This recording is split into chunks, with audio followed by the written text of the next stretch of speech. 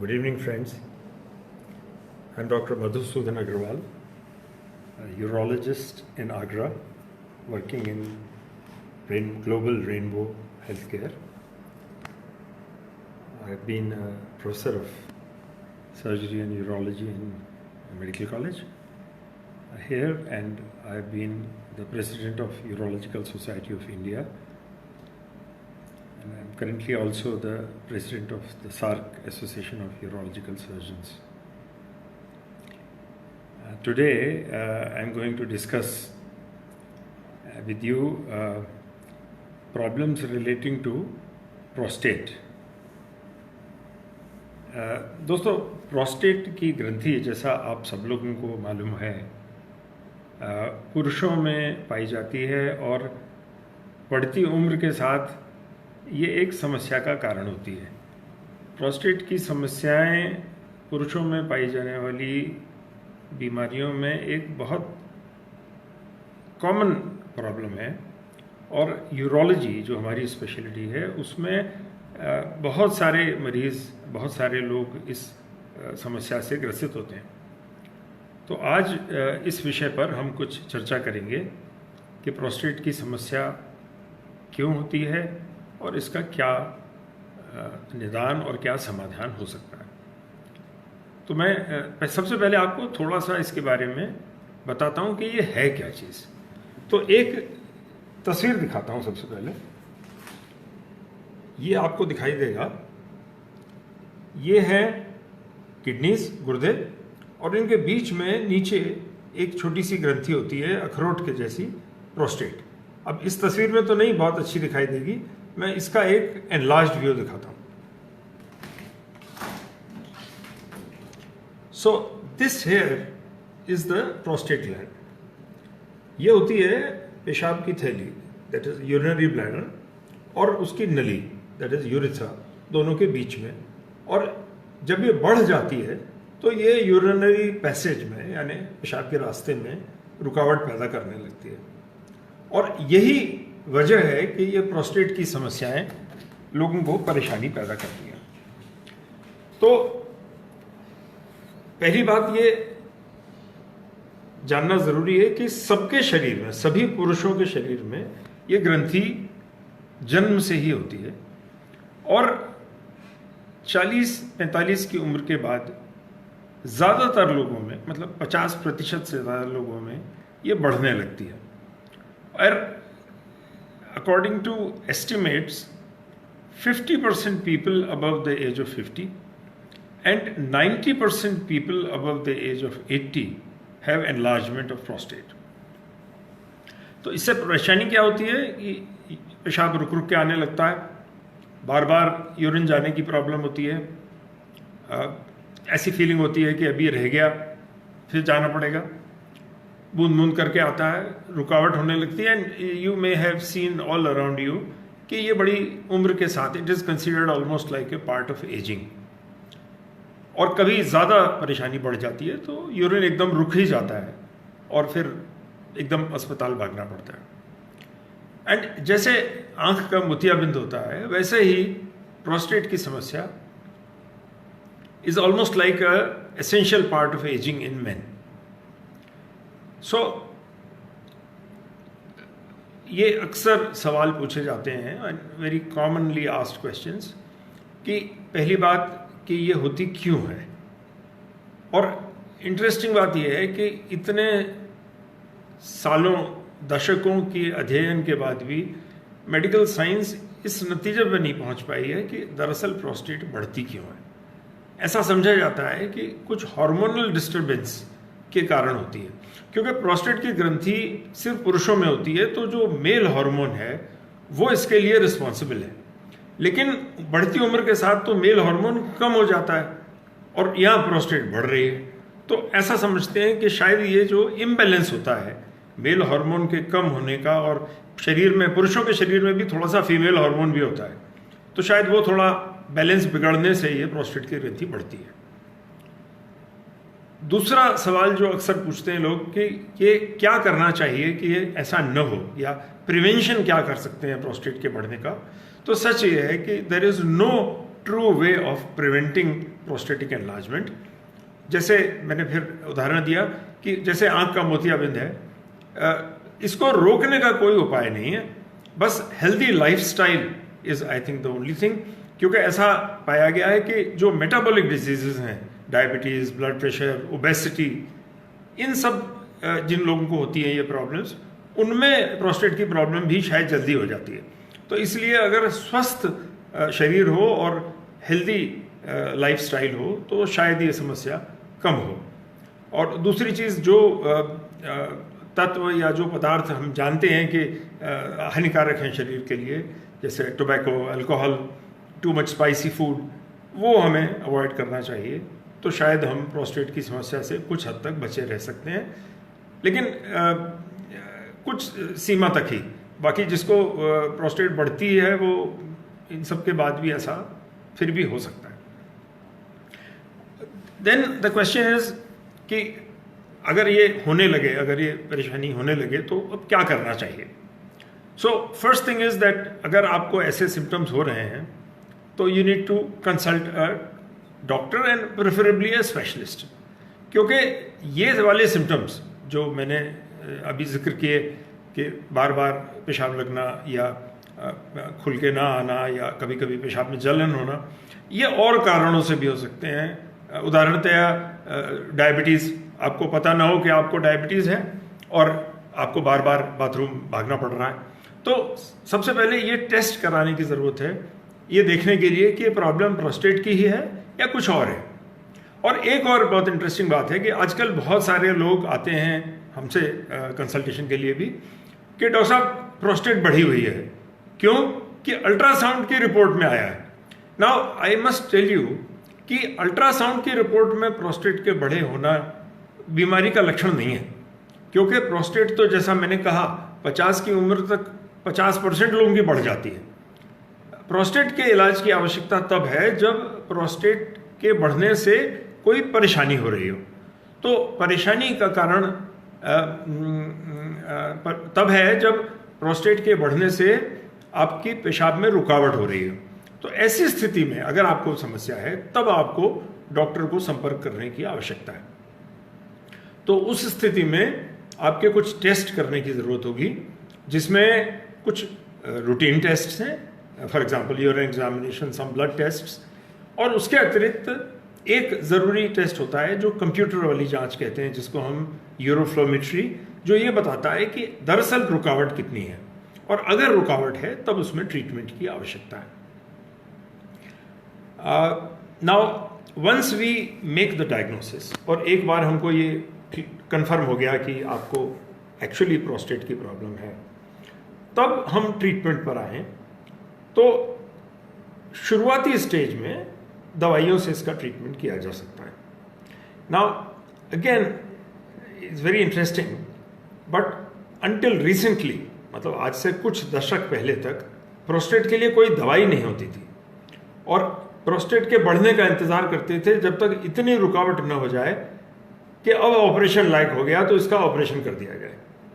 मतलब कोई दवाई नहीं थी, या तो इंतज़ार करो और जब ज़्यादा तकलीफ हो जाए तो ऑपरेशन कर दो, और ऑपरेशन भी बड़ा वाला ऑपरेशन, पेट चीर के। और ये इतनी पुरानी बात नहीं है। When I was a medical student this was the only treatment available. You wait, it used to be called watchful waiting, कि इंतज़ार करो जब तकलीफ इतनी हो जाए कि मरीज आके कहे कि डॉक्टर साहब अब नहीं सहा जाता, ऑपरेशन कर दो, तो ऑपरेशन कर दिया जाता था। But thankfully medicine and medical science has progressed and we now have medicines. तो अब बहुत अच्छी दवाइयाँ उपलब्ध हैं, जिनमें दो मेजर कैटेगरीज हैं। One of them is called alpha blockers and the other one is called five alpha reductase inhibitors.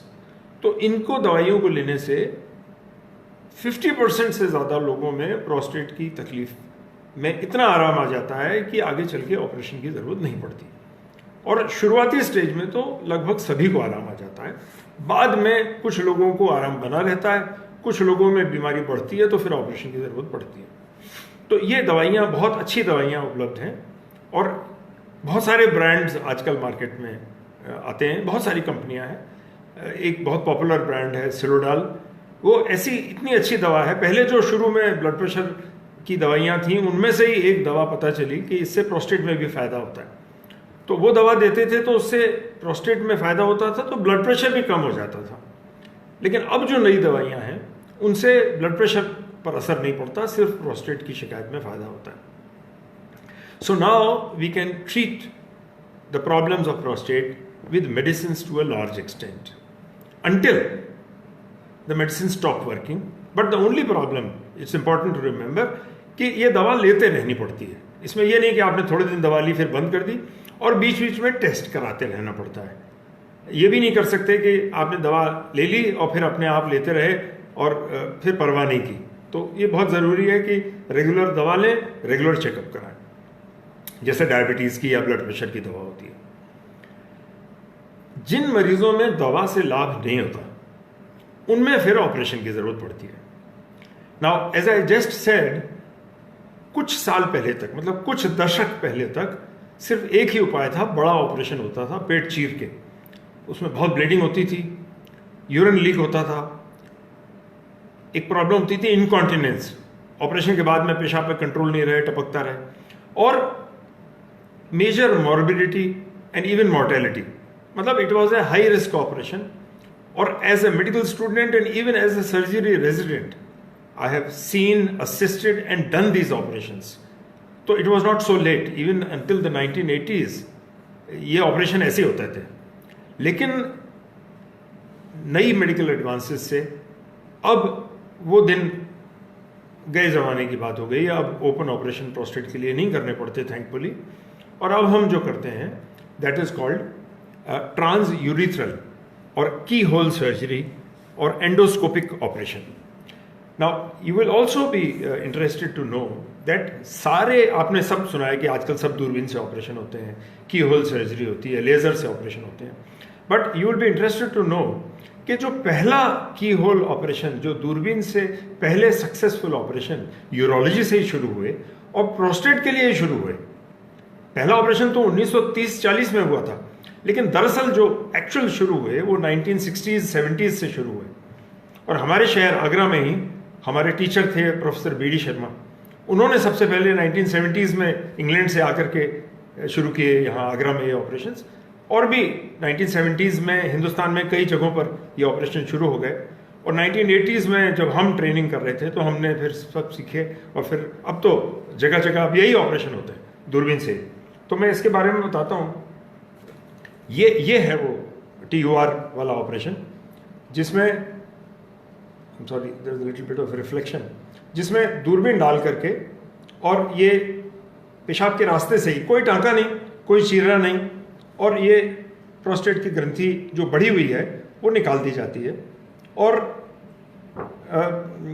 मरीज 2 दिन, 1 दिन या 2 दिन अस्पताल में, 2 या 3 दिन कभी कभी अस्पताल में रुकना पड़ता है और मरीज छुट्टी होकर घर चला जाता है।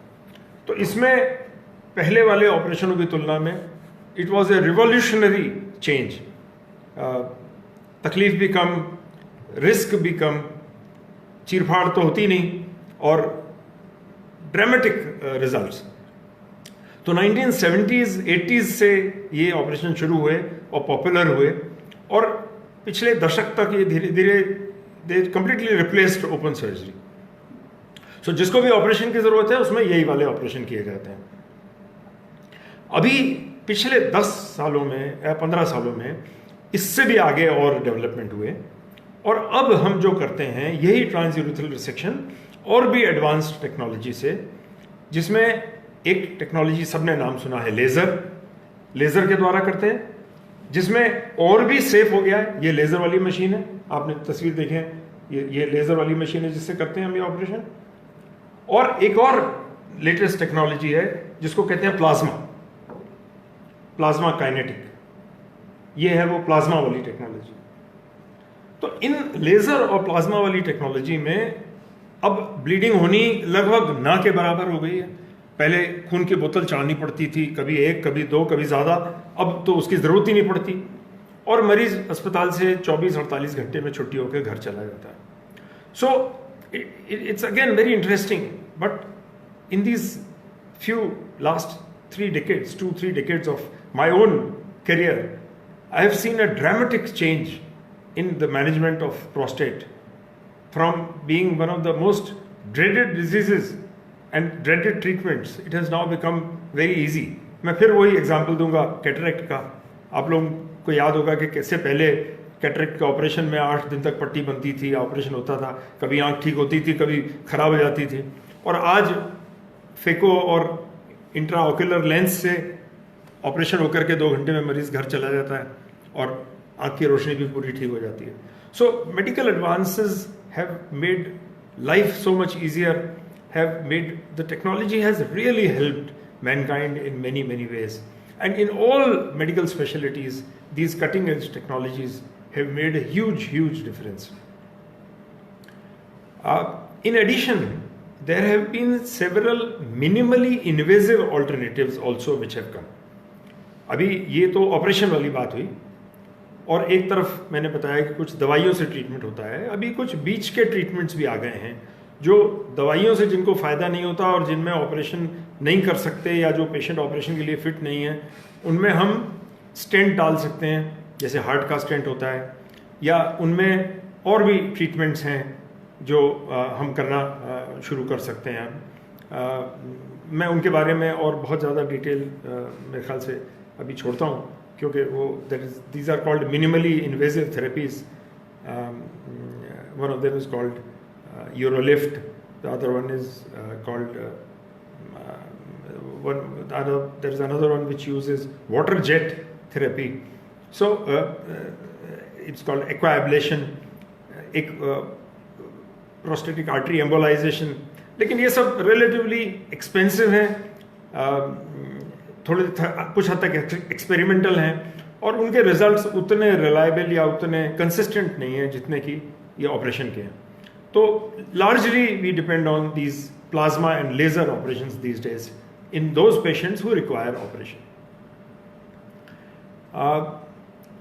आखिर में एक इम्पॉर्टेंट बात, प्रोस्टेट में ये तो हुई एनलार्जमेंट वाली बात, which is called a benign disease. Benign का मतलब नॉन कैंसरस. प्रोस्टेट में एक और प्रॉब्लम है जो कि काफ़ी कॉमन है आजकल, और ख़ासतौर पे वेस्टर्न कंट्रीज़ में बहुत कॉमन है, वो है प्रोस्टेट कैंसर. थैंकफुली हमारे देश में प्रोस्टेट कैंसर उतना नहीं होता, और कुछ ये भी वजह है कि हमारे देश में उतनी जल्दी अर्ली स्टेज पे पता भी नहीं चलता उसका. तो प्रोस्टेट कैंसर भी होता है. करीब 10% पेशेंट्स जो ऑपरेशन जिनका होता है उसमें रिपोर्ट में कैंसर निकल के आता है. और एक ब्लड का नया टेस्ट आया है जिसको कहते हैं PSA. वो टेस्ट करने में अगर वो PSA बढ़ा हुआ है तो वो शक जाता है कि इसमें कैंसर हो सकता है, और उसमें प्रोस्टेट निकाला जाए या उसकी बायोप्सी की जाए तो पता चलता है. तो अगर कैंसर हो तो उसका इलाज में कुछ परिवर्तन हो जाता है, फिर ये वाला ऑपरेशन नहीं होता, या होता है तो उसके बाद और भी इलाज की ज़रूरत पड़ती है. तो वो that is a different field. We are not talking about that today, maybe on another day. So then we require a different kind of operation called a radical prostatectomy, or we require radiotherapy and chemotherapy. So that becomes a different field. But there is always a small suspicion, and this is another question which I have been often asked, कि cancer तो नहीं है. तो ज़्यादातर ऐसे प्रोस्टेट्स जो बढ़ते हैं वो कैंसर नहीं होते, और जब हम PSA टेस्ट कर लेते हैं और ऑपरेशन के बाद उसको निकाल के टेस्ट कर लेते हैं तो 90% से ज़्यादा पेशेंट्स में नहीं होता कैंसर, तो कोई डरने की बात नहीं होती है. लेकिन अगर कैंसर का शक है या अगर रिपोर्ट में कोई कमी आती है तो उसको फिर अकॉर्डिंगली ट्रीट किया जा सकता है. और एक और बात यह है कि thankfully prostate cancer is relatively slow growing, easy to treat, and as compare to other cancers in the body it is treatable to a large extent. तो हम उसका इलाज कर सकते हैं without being too much afraid. और बहुत सारे लोगों में prostate cancer is compatible with normal life expectancy, मतलब आदमी अपनी पूरी नॉर्मल जिंदगी जी सकता है प्रोस्टेट कैंसर होने के बावजूद. तो इसलिए अगर है भी तो भी इतना ज़्यादा डरने की बात नहीं है. तो I think to keep myself brief and not make it very boring, I will stop now and we will now address the questions that have come. So let me have a look at the questions and let's see if we can answer them one by one. 1 minute में आगे से शुरू करता हूँ, शुरू से. और अगर कोई सवाल होंगे तो मैं उनके जवाब देता जाता हूँ.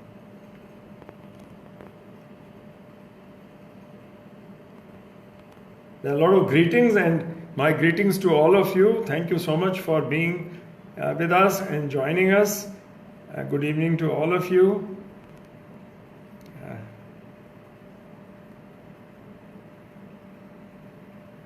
There are more greetings than questions, actually. Now, one question is that is obese person having high risk of prostate disease? I think yes. Not too much, but yes, definitely there is some high risk. The other question is about diet. So as I said, a healthy diet is what is more important, and avoid very fatty food, avoid very spicy food, avoid tobacco and alcohol, at least in moderation as much as possible.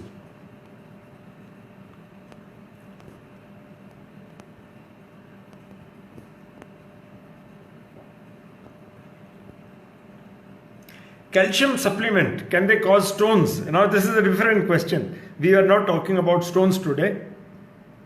But yes, if you take too much calcium, it can risk stones, especially people who have stones. तो अगर किसी को पथरी है तो उसको calcium supplement नहीं लेना चाहिए, लिमिटेड मात्रा में दूध दही लेना चाहिए, वही काफ़ी है. अच्छा, then the another question is what precautions should be taken post prostate surgery. दरअसल अगर प्रोस्टेट की सर्जरी ठीक ठाक हो जाए और आपको कोई परेशानी नहीं है तो कुछ करने की ज़रूरत नहीं है विशेष. महीने 2 महीने थोड़ा आराम करना चाहिए, not to strain yourself. उसके बाद तो बिल्कुल लाइफ नॉर्मल हो जाती है. और ऐसा कहते हैं कि प्रोस्टेट के ऑपरेशन के बाद में ज़िंदगी लाइफ 10 साल बढ़ जाती है. ये बात मुझे किसी ने कही थी, one of our patients, in fact very early in my surgical career, कि उम्र तो 10 साल बढ़ गई ऐसा लगता है डॉक्टर साहब. सो फिर किसी और ने भी कहा कि इस ऑपरेशन के बाद तो उम्र 10 साल बढ़ जाती है. So I think you become completely normal and you forget that you had anything.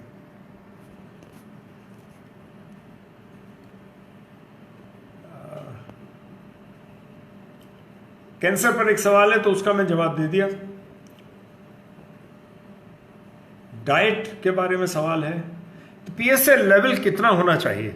Now normally the PSA level should be below 4, और अगर 4 और 10 के बीच में है तो उसको कहते हैं बॉर्डर लाइन, और अगर 10 से ऊपर है तो it is suspicious, strongly suspicious of malignancy और कैंसर. लेकिन ये एब्सोल्यूट वैल्यूज नहीं है. अगर बढ़ रहा है तो अगर कम भी लो लेवल पर भी है, बट अगर सीरियल रिकॉर्डिंग में बढ़ रहा है तो फिर चिंता का विषय हो सकता है. और अगर यंगर एज में ज़्यादा है और प्रोस्टेट छोटी है और बढ़ा हुआ है तो भी चिंता का विषय है. तो there is no fixed level which can be considered a cut off. There is a question about IPSS score. Now, IPSS score is a method of objectively evaluating the symptoms. जैसे मरीज आके बताता है कि मेरे को इतनी तकलीफ है, फिर आपने कुछ दिन दवा दी, फिर पूछा कि आपको कितना आराम हुआ, तो उससे पता नहीं चलता कि फ़ायदा है या नहीं. तो स्कोरिंग सिस्टम में पेशेंट के हर सिम्टम का स्कोर देते हैं कि कितनी रुकावट है, कितनी बार उठना पड़ता है पेशाब के लिए रात में, कितनी बार दिन में, तकलीफ कितनी है, और हेजिटेंसी मतलब पेशाब जाने पर कितनी देर इंतज़ार करना पड़ता है. तो इन सारे सिम्टम्स का एक स्कोर बना लेते हैं और फिर देखते हैं कि अगली बार दवा लेने से फ़ायदा हुआ या नहीं हुआ. So that is called IPSS score. Now the question is it common to have bladder problems with prostate problem? Now it's very difficult to differentiate bladder problem from prostate problem, and that is where the urodynamic test studies come in. मतलब अगर bladder week है, मान लीजिए किसी को diabetes है, diabetes long standing uncontrolled diabetes में bladder week हो जाता है, तो उसकी वजह से यूरिन नहीं आ पाता, तो वो प्रोस्टेट की प्रॉब्लम से फ़र्क है. Now this is a little complicated and I did not want to go into too many complicated medical issues in this small talk. So in these patients, they require detailed evaluation, what is called urodynamic evaluation, to see if there is a bladder problem. तो ऐसे patient, या neurological problems है, किसी को parkinsonism है और उसके paralysis का पेशेंट है, उसमें ब्लैडर प्रॉब्लम्स भी हो सकती हैं. The question is, what is the difference between uroflowmetry and urodynamics? Now, uroflowmetry is one of the urodynamic studies. Urodynamics includes several things. One of them is uroflowmetry. Another one is CMG. What are the chances of redo of TURP? I think about 5 to 10% patients may require redo, either because the passage shrinks again, or the prostate grows again, or there is a cancer, or sometimes there is a residual prostate. What are the initial symptoms? Initial symptoms, as I said, are frequency, hesitancy and urgency. Frequency का मतलब बार बार जाना, hesitancy का मतलब जाके खड़े हो गए, देर से पेशाब आती है, और urgency का मतलब लग रही है तो एकदम भागना पड़ता है. Does enlarged prostate weaken the bladder? Yes, the enlarged prostate weakens the bladder if it is not treated in time. How many BPH patients progress to prostate cancer? As I said, the rough estimate is about 10%, but it may be a little less or more. What is TURP? I just showed what is TURP. TURP is the operation where you remove the enlarged gland by telescope. So this is TURP. The telescope goes in through the natural passage. And as I said, this is the first natural orifice surgery or keyhole surgery in the world. So keyhole surgeries या telescopic surgeries इधर ही से शुरू हुई थी. That is where it all started. So what is the best treatment in early stage of prostate cancer?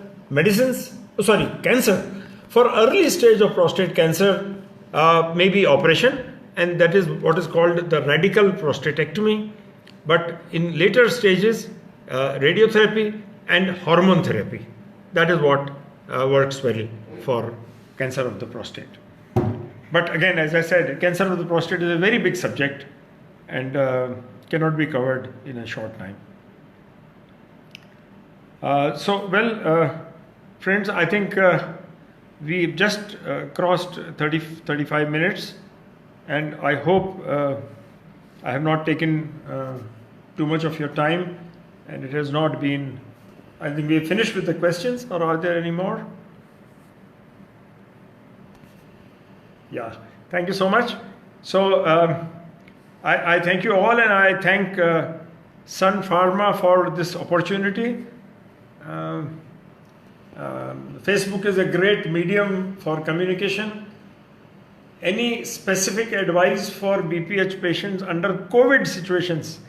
Now, during COVID situations, I think you can do some teleconsulting with your specialist.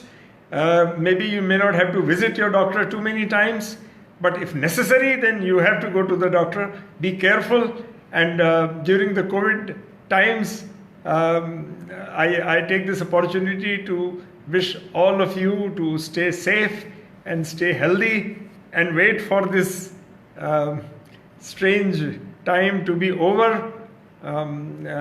This seems to be going on and on, doesn't seem to be coming to an end. That's a very interesting question. Would prostate medication impact patient libido? Now, this is a very important question. Prostate के लिए मैंने बताया दो तरह के treatments होते हैं. One is alpha blockers and the other is alpha reductase inhibitors. Alpha blockers do not affect libido.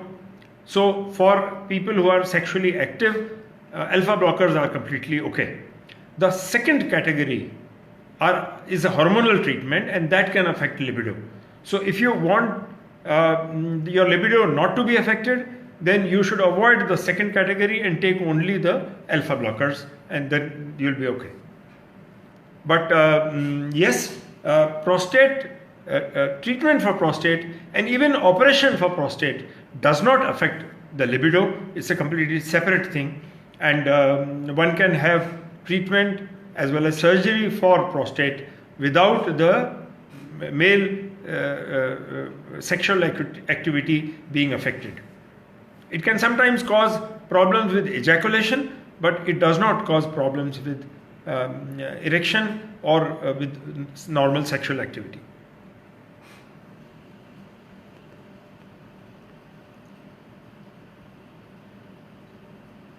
So I think we come to an end of the questions. So thank you all. Thank you very much for being with us. And again, I take this opportunity to express my sincere wishes to all of you to remain safe and healthy and pass through the remaining period of these corona times safe and healthy with your families. Thank you very much. Thank you all. Goodbye.